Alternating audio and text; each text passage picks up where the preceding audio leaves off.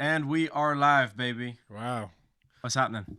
I'm good, man. How's everyone? How's everyone doing? Good, bro. Chilling. No big news this week. Rory, what's happening, baby? Taskmaster, Talk baby. to us. Yeah, I'm doing good. Yeah, That's Man, it. Rory's giving us a big one this week. Yeah, it's Yeah, I have. fantastic. So, what do we got this week, G? Well, for this one, I had to do a little introduction. Actually, write this down for this week because this kind of made me very emotional and nostalgic. I would say it kind of gave me that feeling when you're a kid and you watch those films for the first time.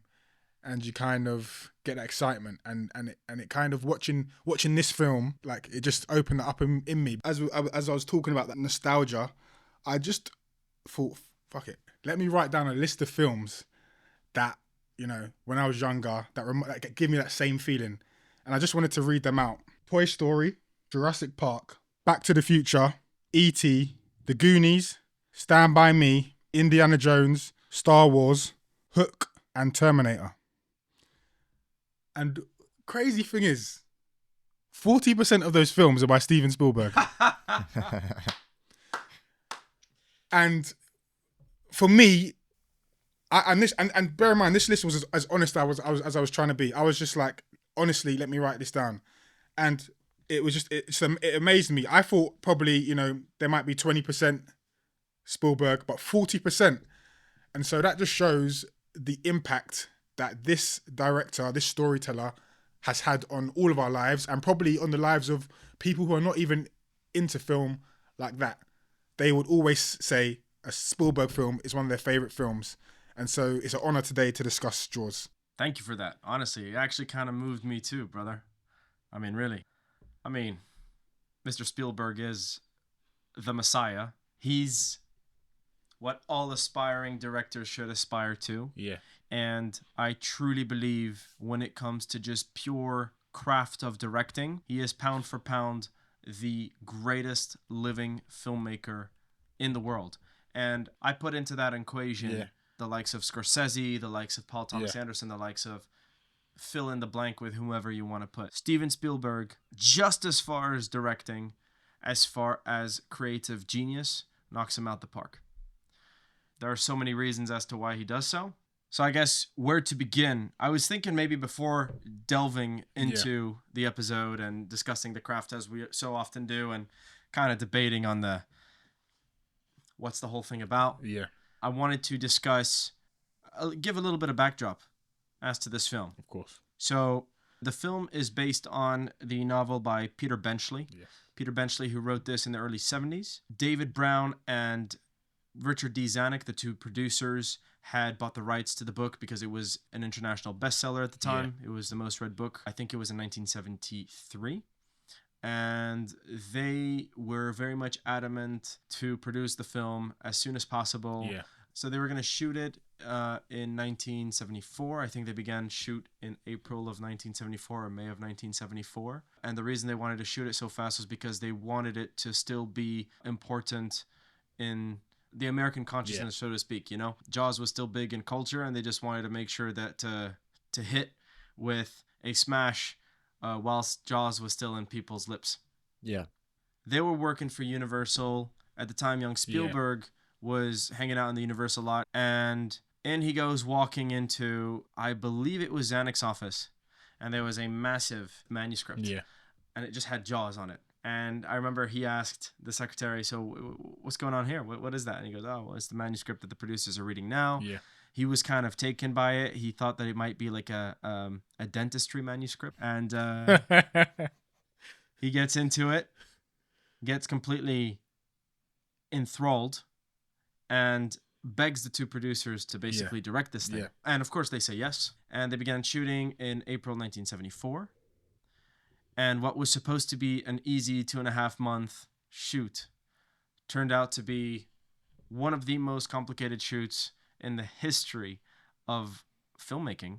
It went 3 times over budget, and I think just as much in terms of time. Yeah. They finished shooting, I think it was like something like September, October 1974. Yeah. And yeah, the story of this thing was, it's the story of a monster that was going to wipe out a whole village. And in the end, that same monster was going to wipe out the fucking crew. Yeah. Because the shark never worked, as I'm sure everyone's heard. And I want to speak about why Steven Spielberg is a brilliant director, not even about craft, but just as a job title. The job title comes with a lot of caveats. One of the things that you need to be particularly good at is problem solving and knowing how to adapt. Yes. That is part of the job of directing. Yeah. And Steven Spielberg with this film had a level of pressure that I don't think 99% of directors working today faced. The sheer amount of money that was spent and that was not going anywhere was more than any director, let alone any director age 27, had to deal with. The amount of responsibility, the amount of risk assessments. They were actually shooting at the ocean. That was the first time that they were shooting at the ocean. And the fact that this guy was basically receiving threats from production every single day that, we might fire you today. Oh, actually, I think we're going to fire you today. In fact, I think he was fired I don't know how many times during the shoot, and still managed to keep a semblance of sanity through all of that. The fact that they walked into the shoot without a fully fledged script. Spielberg was against it, but the producers really wanted to begin shoot. But secondly, because at the time there was going to be some Hollywood strikes coming up in the summer that they wanted to avoid. So the dude already is given a whole plate of holy fuck, it's about to go south. And to top it off, the fucking shark never worked. Mm-hmm. The shark that was meant to be, and pretty much in a lot more scenes throughout, ended up working 1/100th of the time. Steven Spielberg, age 27, had to deal with that entire platter of shit with people the likes of Scorsese visiting the set and looking at Spielberg with great pity saying, I don't envy you. And Spielberg came out of that with the highest grossing film of all time in 1975. With the first major blockbuster because it busted a shit ton of blocks. And arguably the greatest slasher film of all time. Steven Spielberg had the brilliant idea of turning this film from a Godzilla picture to a Hitchcockian film. That reflex shouts genius and absolute security. Yeah. Because Spielberg really did say he was going to shoot a Godzilla film. Yeah. It was 100,000% going to be a massive monster movie. And in the end, he figured out that, okay, fine, can't use the shark, but what if I imply that the shark is there? I use tension, baby. And simply by implying, the fear factor was 10x'd. And he thought, okay, I could work with this. I'm not going to add to that the whole genius of John Williams adding those notes, which completely scared it all the more. And Spielberg will rightfully say that, without the sound of John Williams, the film would have been 50% less successful, which still, by the way, would have been a major success. Exactly. That's how big the film was. Yeah. Mm-hmm. But notice the reaction. The guy was so confident in his film knowledge that he was like, okay, I'm going to switch my entire approach. And I'm also going to improvise on set. Spielberg's instincts when it comes to framing, cinematic framing, and blocking is second to none. And the dude just rolled up his sleeve, managed a level of pressure that was unprecedented at the time, and just completely rewrote the film visually on the fly. This man's creative genius is such that he was like, fuck it, I'm going to make a Hitchcock film. I got this. I'm going to make a Hitchcock film. That asks for a shit ton of balls, a lot of creative flair, but also, and this is the most important, and this is what people are missing today, a wealth of cinematic knowledge, of cinematic craft, an understanding of what the previous directors brought and in which genres that he can fall back on in order to completely rejig the entire Respecting thing. the game, man. Respecting the game. Respecting the game. But it's because he'd studied the techniques of Alfred Hitchcock. Yeah. And that is what I think is missing 100% today. People don't have that kind of confidence. And I believe that those who are able to pull off something like that, I'd say Scorsese, I'd say Francis Ford Coppola, I'd say Quentin Tarantino, Paul Thomas Anderson. But they wouldn't be able to do it to the level of Spielberg. Okay. And if you think that Steven Spielberg pulled some sort of fluke, and that it was a one of a lifetime kind of thing, Spielberg went on to prove to us that it was no fucking fluke, because in 1 year he went on back-to-back directing Jurassic Park and motherfucking Schindler's List. And for Schindler's List, this motherfucker is so crazy, he was like, you know what, I'm gonna go completely off. I ain't gonna storyboard shit. So everything you're gonna see is what I'm feeling instinctively on the spot. I dare you to watch any shots from fucking Schindler's List. They outmatch, outshine, outdirect any motherfucking director working today. And that's my man working purely on instinct. This is Steven Spielberg. And I'm not saying it's impossible. I absolutely believe that you can get to that level. But Steven Spielberg just has an absolute instinct for it. My man fucking makes a film a year, every single one of them. Yeah. You could just already give it the Oscar of Best Directing. Right. West Side Story, bro. West Side Story is fucking phenomenal. There's an incredible story that just came out where Colin Trevorrow made Jurassic World Dominion. Trevorrow went up to Steven Spielberg and said, yeah, but Steven, you have to understand it's incredibly difficult at the climax of your film to block 6 actors. I'm just used to directing usually 1 or 2. Yeah. And he goes, oh, well, that's interesting. I had 15 on West Side Story. Crazy, innit? And bro, not many people can redo a classic like West Side Story and smash it out the park.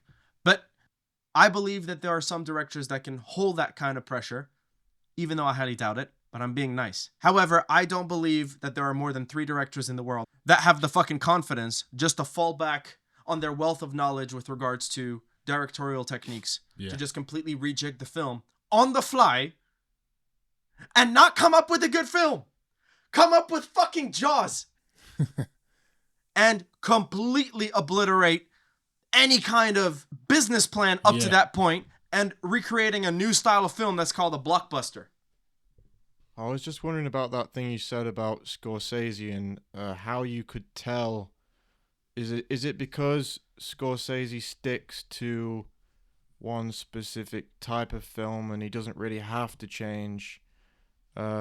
So while he's adaptable, he doesn't necessarily have drastic changes as much as Spielberg, or do you think it's that Spielberg just has more skill when it comes to that? I have the impression, and this is an impression that I get. I obviously, fucking people now are gonna come at me. Oh, where's the proof? Blah, blah. It's just from interviews. I've seen and heard pretty much all the interviews of fucking Steven Spielberg and Martin Scorsese. I've seen as much as I can of all of the behind the scenes and all the making ofs of Martin Scorsese and Steven Spielberg back to back, and I can just see absolutely that Steven Spielberg has an complete and utter gracefulness to his direction and to his presence on the set that I don't find with Martin Scorsese. I can tell that Martin Scorsese really needs his shit to be exactly the way he wanted. Yeah. And dealing with an inconvenience can be a lot more detrimental to one's health than the other. Yes. Let's just put it that way. Yeah. Scorsese seems to be, and again, we're talking about literally the 2 best directors in the world right now. I could just tell that there is a fuck ton of effort from Martin Scorsese to come up with these unbelievable movies, and that the way for him to improvisation just doesn't come as naturally, and I can just sense that Steven Spielberg now is just completely built on that shit. Steven Spielberg has finished the game, whereas Scorsese needs to be highly prepared, and I feel like Scorsese needs to have a lot more control and is a lot more anxious should something not come to plan. And it's an impression that I get. It's not obviously, a fact, but it's just an impression that I get. But I find that Scorsese has reached that level now. Maybe not to the extent of Steven Spielberg, but I saw Wolf of Wall Street. Yeah. And Wolf of Wall Street was highly improvised. Yeah. But what I will say is, with regards to Wolf of Wall Street, a lot of the improvisation came from the actual dialogue and the actors. Get out of here. All shaven. Are you kidding me? Yeah. No bald, bush? Bald as a China No doll. bush? And some blocking within a very preordained frame. Yeah. Steven Spielberg doesn't even need that fucking pre-designed frame. Steven Spielberg will literally improvise the movement of actors and the movement of the camera and the choreography on the fly and come up with unbelievable cinematic images. Yeah. Unbelievable. The ones that are etched in our minds, you know. If you go through all these films, they're all etched in our minds, like you say. Jurassic Park, Saving Private Ryan, fucking hell, jeez. Even when I'm saying these things, I'm like, yo, the scoreboard looks crazy. It's ridiculous. It's ridiculous. It's ridiculous. And any motherfucker that tells me, Spielberg is, Yeah. in the words of Alejandro Jodorowsky, Mickey Mouse. I'm like, bro, shut the fuck up, Alejandro. Shut up, Alejandro. Cállate.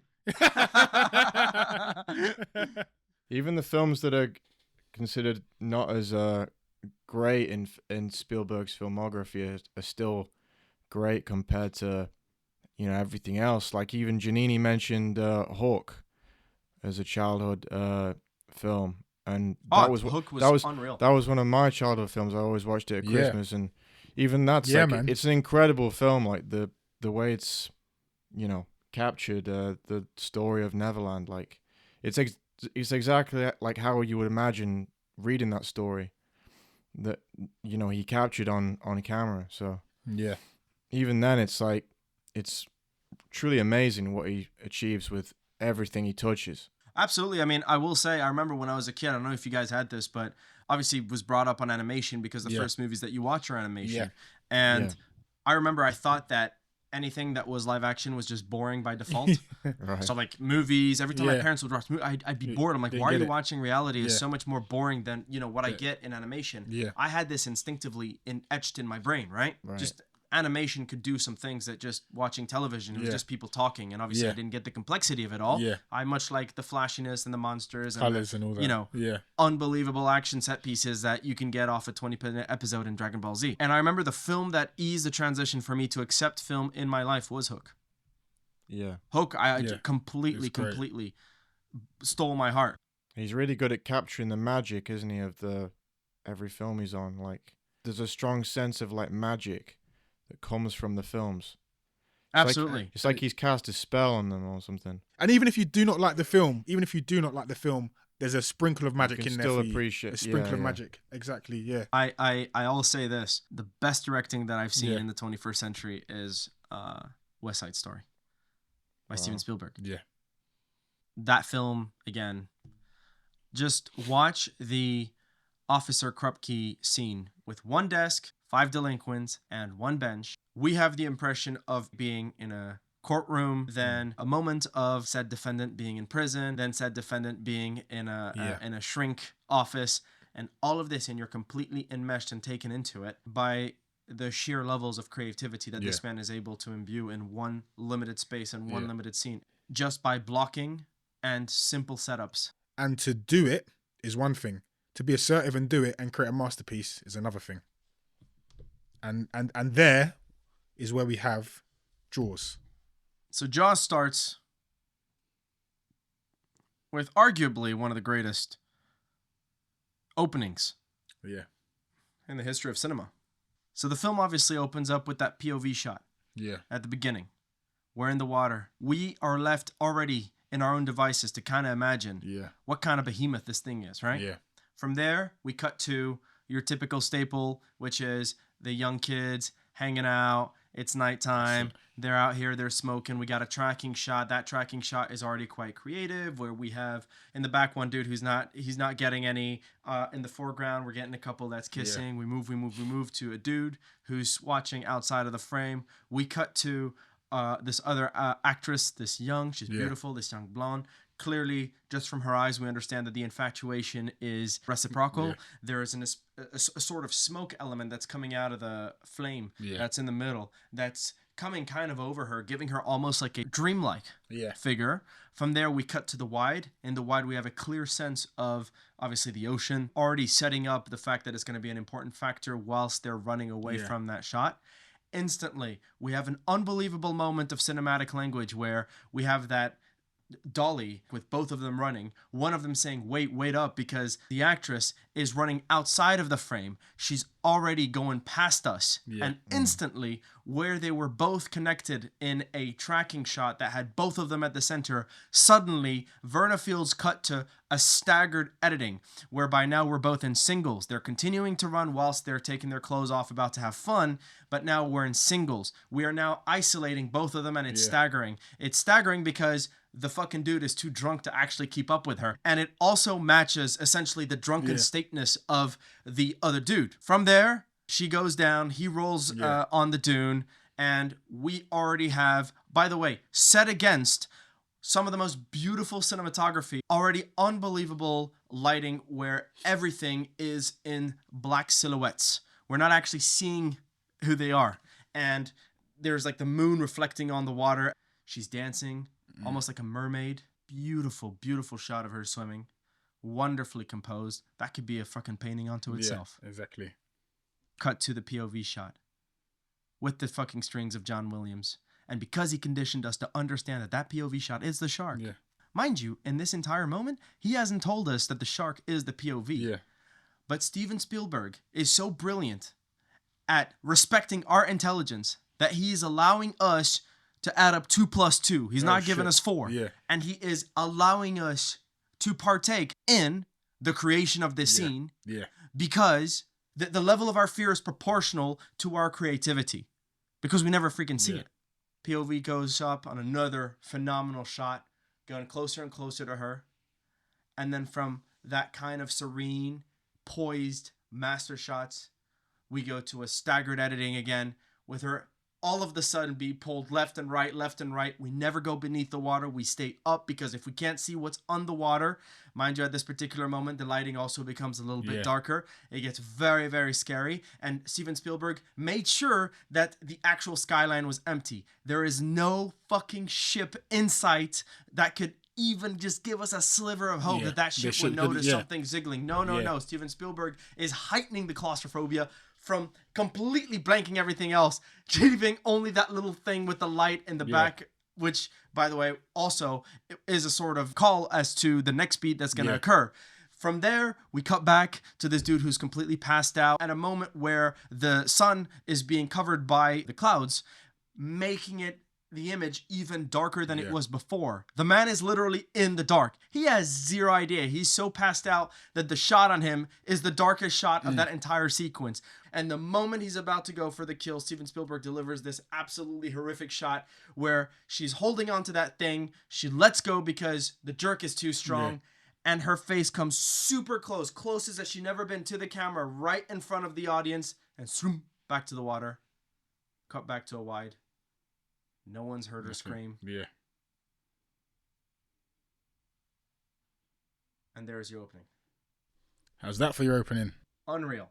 And the tightness of that script. The first 10 pages of your script is the most important. So like the first 10 minutes. Yeah. And in the first 10 minutes of our script, we have maybe one of the most phenomenal openings ever. We are introduced to our lead character, Brody. Yeah. Brody discovers that it's a shark attack. And we already know that the mayor is against Brody closing the beach. Yeah. Because the summer beach town is primary source of income, and we know that that's going to be the main antagonistic force at that particular time. And we get all of that in 10 minutes. Fantastic. I mean, that's why I call it. I say that this script is very tuco. Meaning? Tight.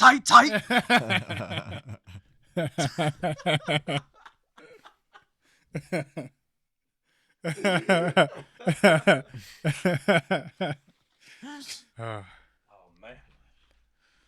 But yeah, to touch on that opening sequence as well, it was phenomenal. But it was also a theme throughout the film.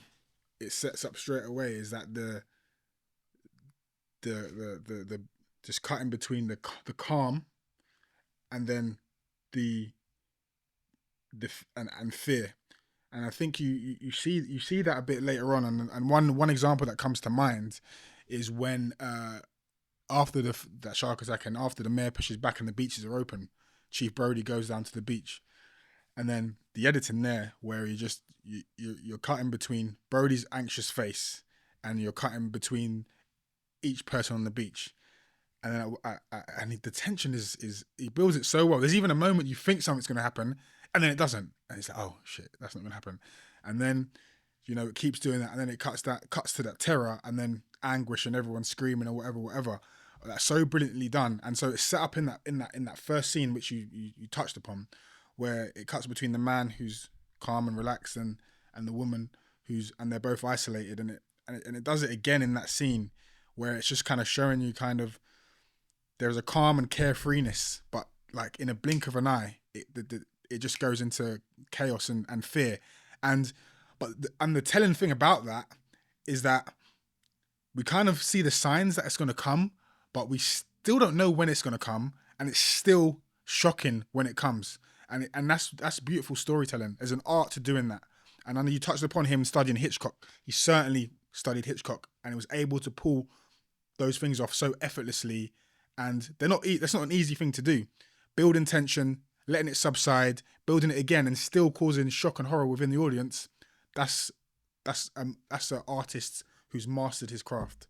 The interesting thing you said there about him observing the people in the water is the cuts are done between people passing by, which I thought really added to the tension, because it makes sense that people are passing by, and there's a cut each time, because obviously, like, that would happen, right? Yeah. People pass by and you blink or whatever, and they say editing's like blinking, right? It's really interesting. It really builds the tension there to add to that Hitchcock element. Yeah, the swipe cuts really add to both dynamism, but also tension. Yeah. Because it also reinforces all the people passing in front of Brody. Yeah. And Brody, we know, is already having enough time just looking out to that beach because there's so many people interrupting him every 2 fucking minutes. Yeah. And mind you, that swipe cutting technique is so powerful that another brilliant fucking filmmaker made that a staple of his editing techniques, and that person is none other than Edgar Wright. Yeah. Right. Yeah. Of course. Edgar Wright, if you actually look at his films, particularly in Scott Pilgrim, you'll have people passing in front of the camera cutting. Where do you think that comes from? Jaws, mate. There we go. See, this is yet another reason why you got to study your classics, guys. Yeah, come on, man. I think another element in that scene, because the scene that you're talking is phenomenal. I mean, it is one of the set pieces of the film. Yeah. Obviously, we could also break it down further. I just wanted to touch on 2 things. Another proof of visual creativity is, in order to create tension, the various creative ideas that he has in order for us to believe that the threat has occurred, but it hasn't occurred. And just the creative idea of having that old man wear the bonnet, just slightly passing above water, coming close, and we think that it's a shark. Just that, as a visual technique, is incredibly playful and just brilliant. Yeah. And then from there, you cut to the lady who's beneath the water, screaming, and then it's actually her boyfriend picking her up. Fantastic.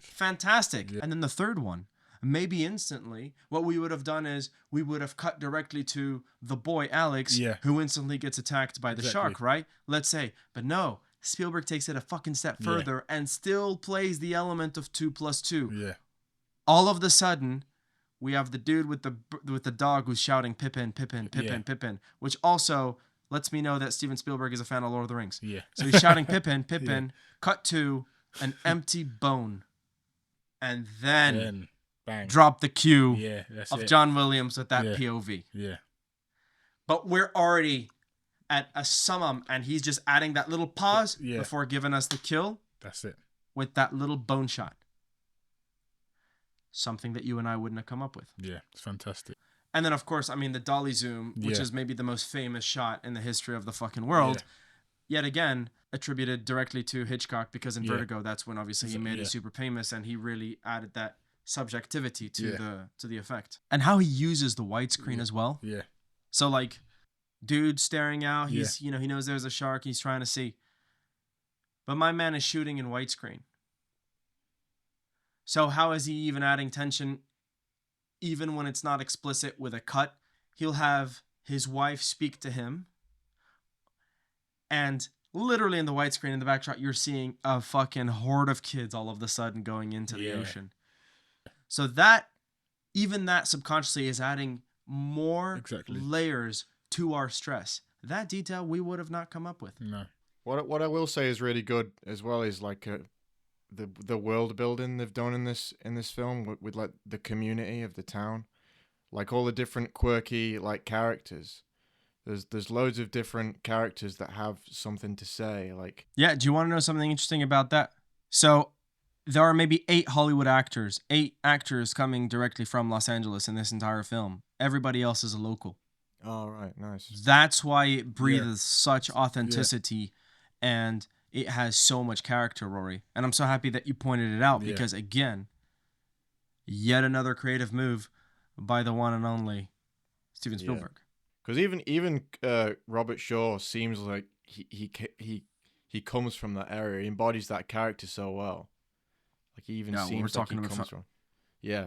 Yeah, it's a phenomenal actor right there. I think to finish on the scene, I think Steven Spielberg can do visually the best of anything. Spielberg's cinema is so powerful that I only realized later on that he single-handedly had the biggest whoa moments in my film-going experience before watching Lord of the Rings. And it's so interesting to me that that scene is why I was so afraid to watch Jaws for like the longest of time, because it really traumatized me, that splash of blood. And it's so interesting because up to that point I'd kind of seen some horror monsters, etc., but they hadn't scared me the way that fucking scene scared me. And the reason, I think, is subjectivity.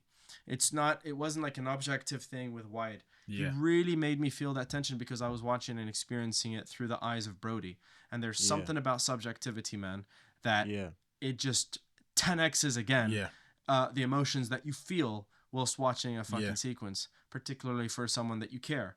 Again, it says a lot about Roy Scheider, that just one frame of him and he's instantly likable. Yeah. What I just love about Steven Spielberg is his ability just to prove to the world that, hey, you know what? Let me show you how good of a director I am. I can show you that you don't need any words and you don't need any special effects to be able to make an incredibly moving scene. You just need some context and economic framing, because the scene following the slap, when she discovers that he knew about the shark attack, we cut to arguably my favorite scene of the entire film, which is just this moment between Brody and his son. No dialogue, mostly played in basic standard coverage. But it's this lovely moment of humanity where the son just really is trying to connect with his dad just by kind of imitating him. And obviously the father is going through all kinds of the thoughts in his mind, trauma and thoughts and PTSD and fear, because he knows that he's going to need to go into the water and that his primal fear is the water. And yet I feel like suddenly this moment with his son is what kind of makes all of that somehow like doable. And his dad eventually being little by little moved by it to the point of forgetting his troubles, and then just culminating with him asking his son, give us a kiss because daddy needs it. And I just thought, fuck, man. Fucking Steven Spielberg, man. And that, I believe, leads wonderfully to talking about the script. Because one of the lessons now that I've already learned just by watching that is really the roller coaster. So you do need the times. You can't just keep the tension up all the time. Because if you do, then what happens is, and you don't give that time to breathe, the effect gets lessened. Yeah. So we might get scared the first time, and then the second time will be relax. less, and then the third we'll laugh. Yeah. But if you Right. space them out and you also allow ourselves. So A, it does two functions. One, it allows us to breathe. And two, it really allows us to connect even more with the character. Yeah. So it's a double Right. whammy. You're laughing, you're sighing a little bit, you're feeling a new emotion, but at the same time, you care even more about the characters. Because now I really like Brody. I really like Brody because in that one scene he showed me that he has actual sense of humor. I see that the family life is actually really solid because the wife is really moved by that spectacle. And holy shit now. But what if he dies? Because he's got a son now. And we know that his son loves him because his son was imitating him. So we have an emotional levity, but then there's also consolidation for a character, which will double our levels of fear when the next fucking shark attack hits.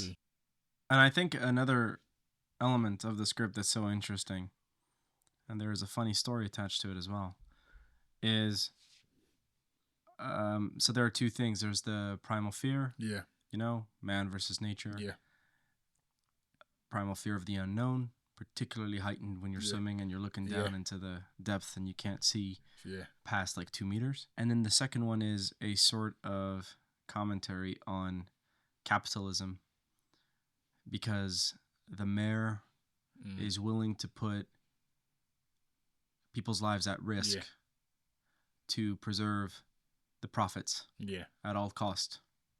And the funny story is that Peter Benchley was speaking to a friend, critic-journalist, who interviewed Fidel Castro in the 70s. And he noticed that Fidel Castro was reading a book called Tiburon. And Tiburon is basically, it means shark in Spanish. And so the critic was actually really surprised. Fidel Castro was a highly literate man and an avid reader of all things. And he goes, why would you be reading that bullshit piece of American fiction? And Fidel Castro goes, oh, no. You see, that is where you're wrong, sir. This is not a piece of idiotic American fiction. This is a great piece of work.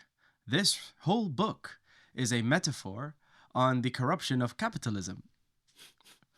And Peter Benchley was fucking in heaven when he heard that story, and he goes, bro, that's it. That's the quote. That's what you have to put at the, you know, in the back page of our book. You put the quote, a wonderful metaphor of American capitalism, Fidel Castro. Publishers wouldn't post it. This is a true story. I would have loved for them to post it. It's interesting that that's also very much discussed and played by a wonderful actor. I mean, the mayor, man. Oh, man. Not enough is being said about that wonderful performance. You definitely. I find that this script is it's really remarkable, and it's remarkable in the classical sense of this one is one that you can study. As we said, the first 10 minutes are incredibly tight. A super solid opening. We're presented with our lead character. Our lead character not once delves into much exposition. We're basically told from the start when he's, you know, waking up and asking where the sunrise is supposed to come from. He was expecting it to come from one window and it comes from another. And her saying, no, and this island is supposed to come this way. We already are getting a sense of, oh, this guy is new to this environment. And when he goes downstairs and he's about to try one, you know, and the phone is ringing to call on the shark attack, he picks up the wrong phone and he picks up the second one. Instantly, then and there, I'm understanding that, okay, this guy is new. This is not his natural habitat, so to speak. He's new to the village. Then I'm instantly getting a sense of this is a highly fearful man when his son comes with that bleeding stain and says, hey, look, Dad, I slipped or whatever. And he and he really freaks out and goes, what the hell? I told you never to go on that swing. And then next to it, whilst he's answering on the phone, again, through scope framing, we get the piece of information where he's learning about the shark attack, but secondly, how his wife differs by very calmly washing the son's hand. And so we understand, oh, okay, the fearful one in the family is going to be the father. So we already know that he's a fearful character, and we know that he is new to the island Yeah. in like one page with zero expositional dialogue. Fantastic. And then obviously the one that's a little bit more literal, we can clearly see a big old police sign on the There car. we go. So, okay, now we know he's part of the Yeah. police. Absolute, fantastically economic screenwriting, and I absolutely love it. From there, we come to discover the shark attack, and we come to discover that the mayor is going to be one antagonistic force, which will be dealt with at the midpoint. Yeah. The midpoint, the point of no return, when they finally decide to go and chase it out in the ocean. What I love is how absolutely wonderfully the arc is laid out. So he's very fearful. Yeah. We come to discover, when he's expecting that first attack, that he's scared of the water. I mean, that actually has been pointed out to us multiple times. And that he escaped New York because he was scared of the crime and the gang violence, and that he was actually expecting just to... He chose what he thought would be maybe the one town where there would be no crime. Unbeknownst to him, his shadow would come to fucking bite him in the ass, and what a great bite, in the form of a massive tiburon. Perfect. It's so simple, it's so clean, it's so neat, fantastic. And then we get the two other characters that will follow us along this path, and we have Hooper, who is the oceanographer. And we have Quint. Yeah. And instantly there. Yeah. Okay, tell the world why you were laughing there.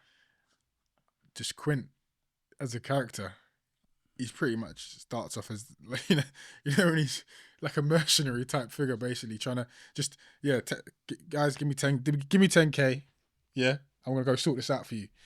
And but I kind of really liked the character, because even with the relationship between those three, when they're kind of brought together on the boat, a bond is kind of built against this great white.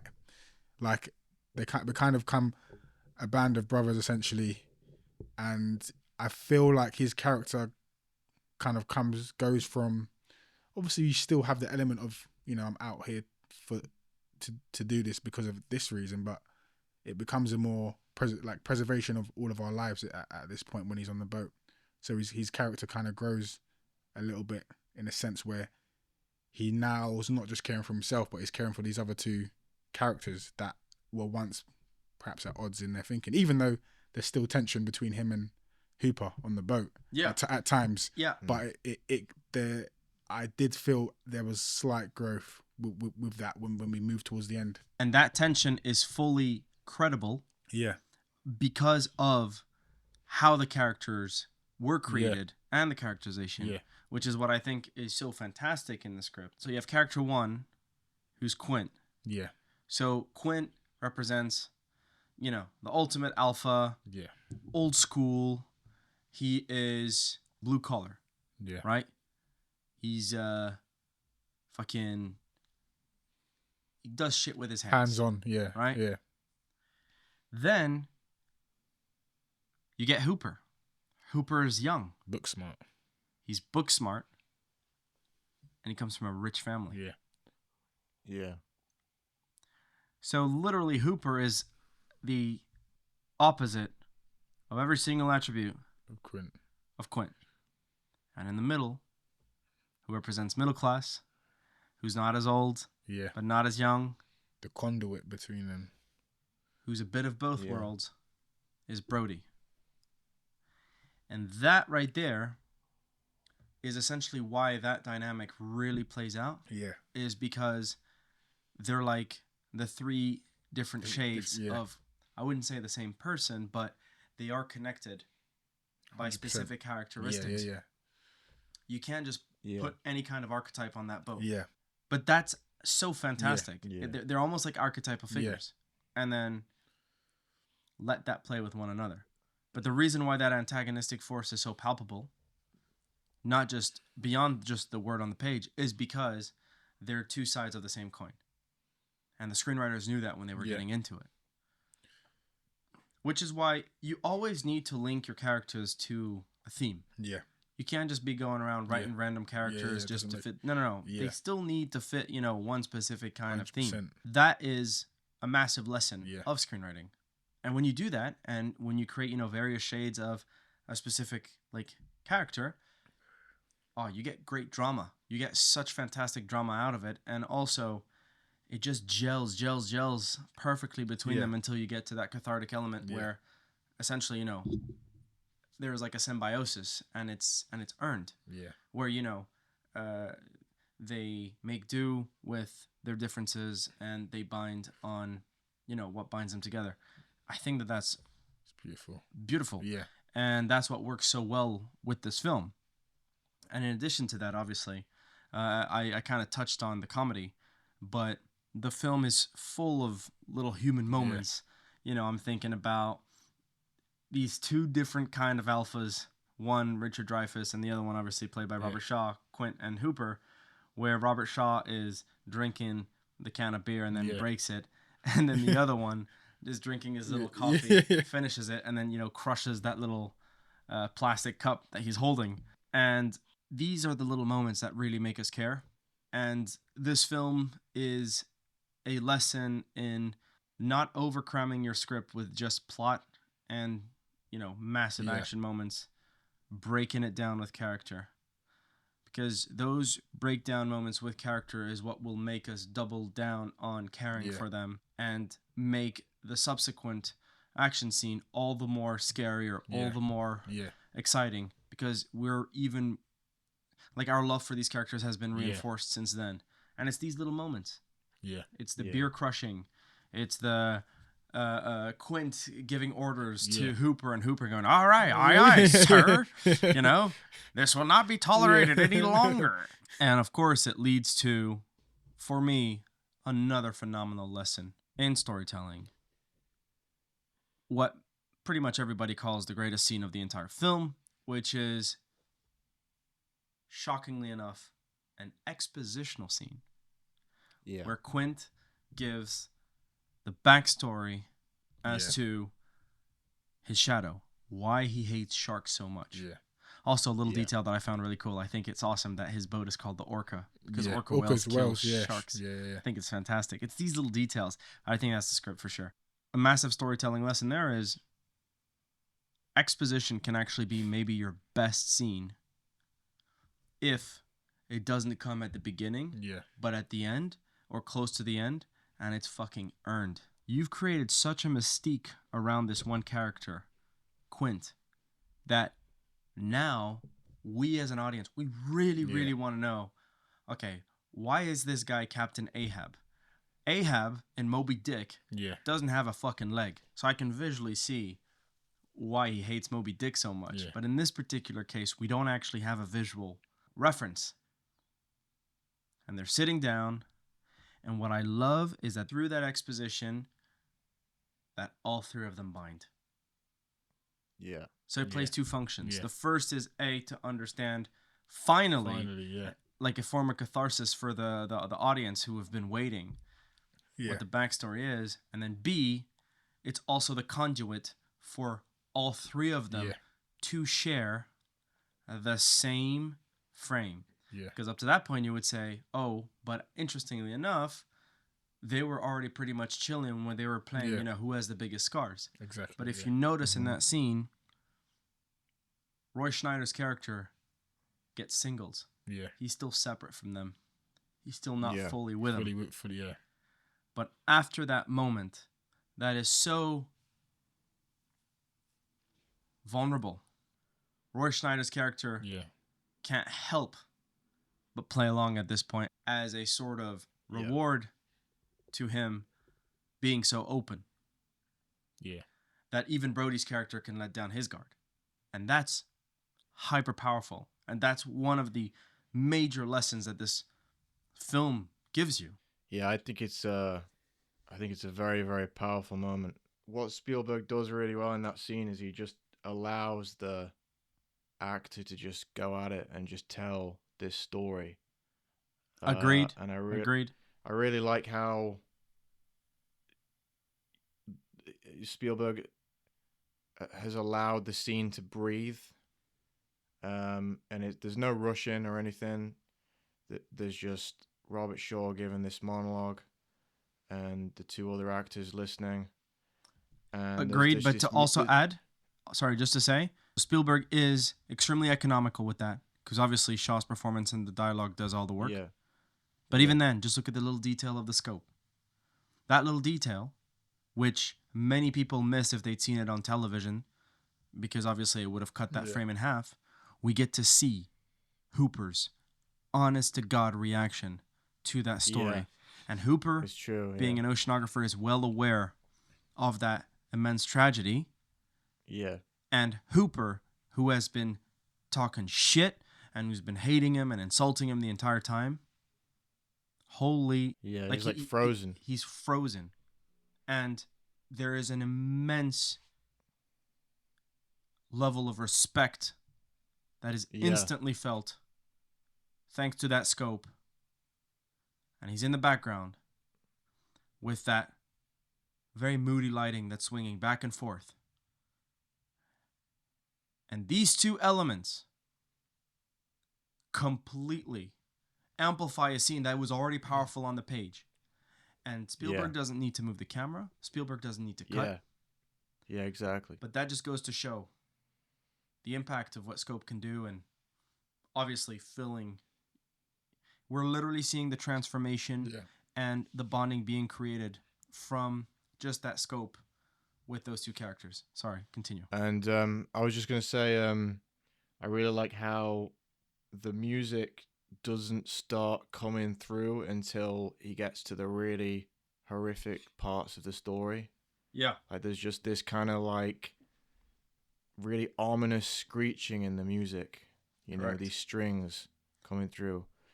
But it's like, I really appreciate the silence at first, and then the music starts coming through as he gets to like the really dark parts of the story.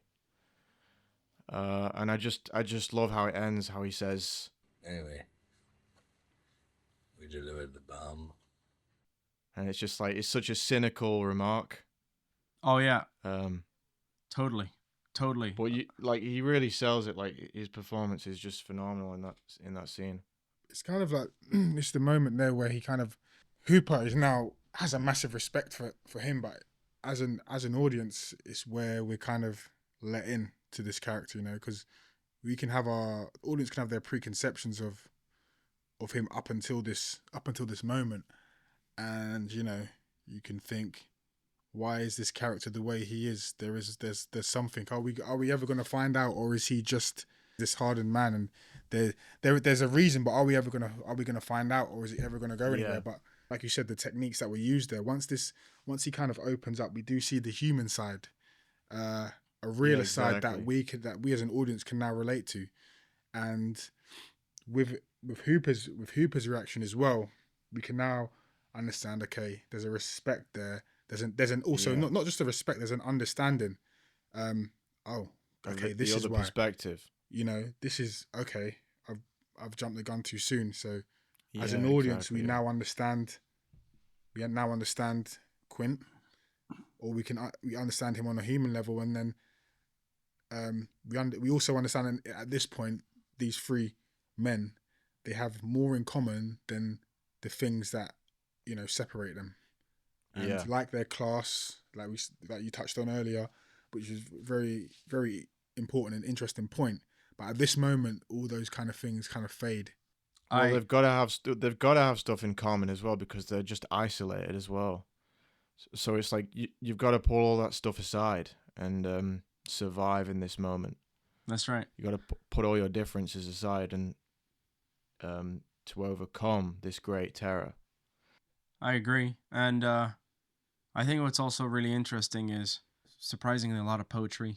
Yeah.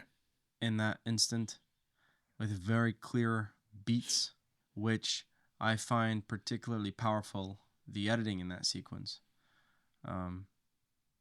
Every beat is heightened by a particular cut and a slight change of angle that Verna Fields brings down. You know, and then she'll cut to a wide 2 after the close-ups. Yeah. When he's like, oh, I'm not exactly sure of the number of dead. Yeah. And then from there,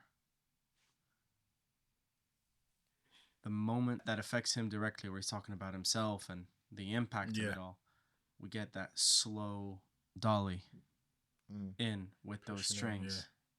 Yeah. This scene is just a beautiful moment of like discreet editing and directing at the same time. And those little cuts and those light shifting angles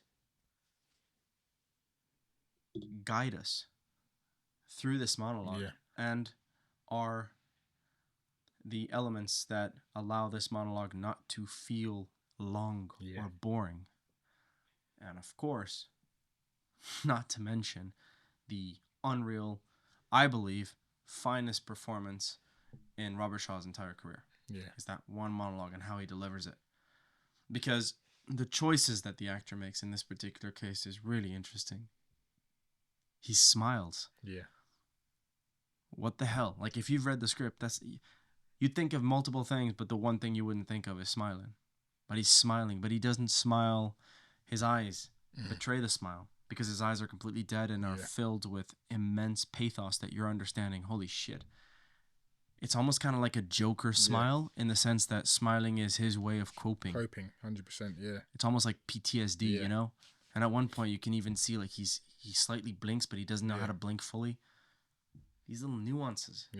In this little moment that, again, is supposed to be on paper a massive no-no because it's exposition. What shifts after the telling of this exposition? And what shifts is the first official bonding between the three characters.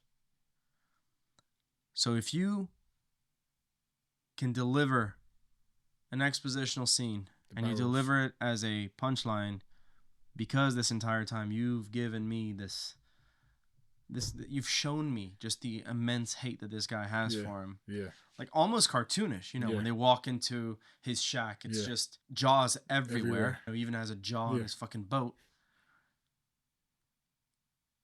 To then give it to me as, okay, here it is. I'm giving it to you 10 minutes before my character is about to die. But I'm going to make you care for him so much and use that as a moment to really heighten the bond. Bro. This is a screenwriting masterclass right before our eyes. Next level. And so it really teaches me, and I think anyone listening, if you're going to use exposition, don't just use it as a means of information and lazy writing. Use it as a revelation of some sort, and a revelation that will play an active part in either the bonding or the destruction of a relationship between one character and the next. And if you do that, your exposition is going to taste like fine wine. And how obviously they say the midpoint is the point of no return. They're literally in the middle of nowhere on a boat, stuck together. And then there's just unbelievable, again, we always talk about these setup and payoffs, how everything just is so well connected to one another. The those little air containers that the scientist brings that everybody mocks. Well, they don't just use it as sort of like Deus Ex Machina at the end to just shoot off the fucking shark. They use those air containers because initially that's what he was supposed to use to be able to go under, to dive under, for the water. And then he even says, watch out.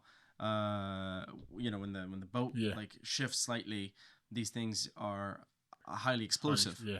So then obviously the next time Brody takes care of it, and then there's that sequence where Shaw gets really irritated and takes a fucking rifle and starts shooting him, and then Hooper says, "What are you fucking doing? That's silly. You ain't gonna do nothing with that rifle." And remember what I told you, how I said that at the end you have to mix both of them for them to be one.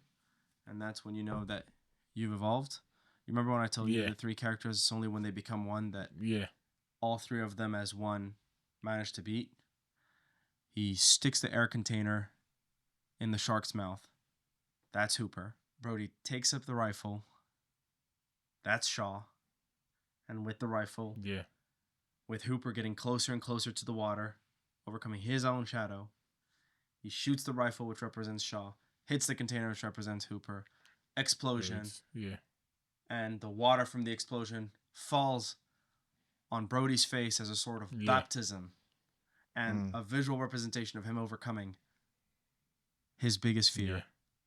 And that is the climactic point. Smile, you son of a... Setup, payoff. Payoff. Perfect. Perfectly in line with theme. I think we touched on it earlier about the idea of writing that first script as a horror, because you have to learn how to tell the story through the visual medium. Cinema is a visual medium, so essentially, but horror really leans into that, because if you want to build tension, if you want to build fear, and you want to build surrounding the unknown, which horror is mostly essentially all about, is that fear of the unknown, the fear of what can't be seen. You're forced to tell a story in that way. Well, you're not forced, because if you tell a story another way, then you just get a boring horror where everyone's talking every 2 seconds and there's no fear, there's no build up. So in doing that, you then become self-critical of your own work. Okay, so like I've even got very problem in the script I'm writing. I've got problematic scenes where I'm like, okay, this doesn't work because there might be too much exposition here. There's no horror, there's no tension. Yeah, it's nice that the two characters are talking and we're learning a lot about them, but can that be done in another way? 100%. We're telling a horror here. As a screenwriter, you have that natural thing where you want to just blurt it all out, but I think with the genre of horror, you kind of have to force yourself into writing in that visual way. And so in doing so, even though you may not like it, you're gonna strip back that script, and you're gonna create a very good and strong script there. When you're gonna make your second feature, maybe, or write your next feature, and it's not a horror, but you've got those rules and things in mind on how you tell a visual story, then you're like, I'm onto a winner. I can do this, and I'm still learning that, and I'm still going through a next draft of how to do that. But someone like Spielberg is obviously a master at doing that, and so for anyone like myself or any other aspiring screenwriter who's delving into horror, obviously Hitchcock, but this film as well, Jaws, Steven Spielberg, is a great lesson to study in how to build tension around the unknown, around what's not said but what's seen. I think that what you just said was fantastic. To add to what you just said, Yeah, I believe it is not a coincidence that the world's leading entertainers yeah, of these big powerhouse blockbuster movies come from horror. yeah, I'm thinking about Peter Jackson, James Cameron, Sam Raimi, Steven Spielberg. Peter Jackson did Brain Dead, then goes on to do Lord of the Rings. James Cameron starts out with Piranha 2, does his Terminator, goes on to do his Titanic and Avatar. Nice. Steven Spielberg does Duel, does Jaws, goes on to do your E.T. Sam Raimi does his Evil Dead series, yeah, goes on to do the Spider-Man franchise. The only true one. I think there's a reason why most of these guys come from horror, and why there is a lesson, which Quentin Tarantino also completely agrees with, to start with either comedy, but comedy is a lot harder with Very regards hard. to pacing. yes, So what they say is go for the safer bet, which is horror. yeah, Also horror, just on a purely financial Sales strategy. yeah. It's easy to make on the cheap and extremely sellable Yeah. because of all the exploitation markets. But let's put that to the side. As you said, Yeah. it's a highly visual medium. Horror forces you to think visually. It leads me to think of this quote by Ringo Lam, Yeah. a unbelievable master from Hong Kong cinema in the 80s. He said that he really liked it when it was a genre script that he was going to direct, Yeah. and where the plot line was incredibly simple. Think man versus shark. Yeah. I mean, at least on obviously the surface. Yeah. The reason for that is because if it's genre Yeah. and if the plot line is simple, then it really leaves space for style. And Ringo Lam loved to compensate for the quote-unquote base plot line with Yeah. base characters with incredible visuals. And if there's one way to describe 1980s Hong Kong flicks, Yeah. which are masterpieces, it would be this. Yeah. Highly melodramatic, characters that are completely over the top, some very, very dubious Yeah. screenwriting decisions Yeah. there. But then when it comes to action and when it comes to Yeah. visuals, it's second to Perfect. none, Yeah. particularly in the 1980s for China. But if you look at these horror, what does horror force you to do, as you said? Okay, we have one person escaping from a monster. I got to build tension. Yeah. I have to maybe build that through editing. So now I really need to get to understand editing. Yeah. But then for editing, I need to understand the kind of coverage that I need to do Exactly. in order to heighten the suspenseful moment Exactly. of, is the girl going to escape from the killer? Yeah. And the coverage that I'm talking about is not your master shot, reverse shot. I'm talking about which kind of angles, Yeah. what cutbacks to, or what inserts should I add in this particular moment to really build up the tension the same way Spielberg had all of these various angles and the insert of, the bone on the water to really cue the entrance of the shark and really build that anxiety. Horror, you can do all kinds of things with horror. Yeah. In addition to choosing very specific angles and heightening the editing, you can also have highly stylized horror like Dario Argento Yeah. with unbelievable colors to the point that it's almost like a sort of pop art painting. Yeah. Or you can have a really, really gritty and subdued horror like Texas Chainsaw Massacre. So Tobe Hooper shot it almost like a documentary. Yeah. But then you can have a Hitchcockian low-budget horror like Halloween, where, the camera, beautiful compositions, cameras on tripod. Yeah. And this is what he means. In all three of them, the plotline is incredibly simple. But what it does is it really allows you to express yourself and really experiment and go at it and just think visually. Yeah. Set pieces, moments, angles, camera, composition, framing. Yeah. Horror forces you to think Exactly. in a purely cinematic Yeah. way, which is why the greatest visual storytellers, the overwhelming majority of them and the ones that compose the biggest box office numbers, come from horror. Yeah. And which is why I really think that I think that you're doing the right thing. I think that Roy's doing the right thing. I think that when you want to come out as a writer, you want to have as a director, you need to have an excuse to really express yourself visually. Yeah. You look at the first film of Francis Ford Coppola, who actually made a horror for Roger Corman. I think it was Dementia 13 or Dementia 7. It was like a number. Unbelievable artistic film. Completely at odds with the style of The Godfather and the subsequent films. But guess what? That made Roger Corman go, okay, this guy, he passed the test. Goated.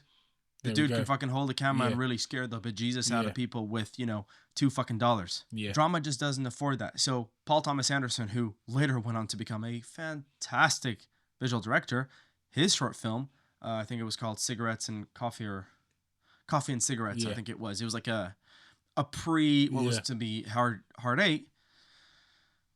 Well, thankfully, he is a master screenwriter, so it turns out that the dialogue is absolutely fantastic and that he just knows how to fucking direct actors. So it is absolutely tantalizing on the screen. But it's two characters at a diner, shot, reverse shot, some inserts. There's nothing wild as far as camera is concerned. Yeah. And so it turns out that he went on to become a great director, because I'm not saying that you can't be a great director by doing that. You can, absolutely. Yeah. But it turns out that, Paul Thomas had the fucking screenwriting chops for that. However, again, by just placing it in genre, what you're doing is you're allowing yourself an arena to really explore what makes cinema. Yeah. Both directing, editing. And I think that is a fantastic point to end on.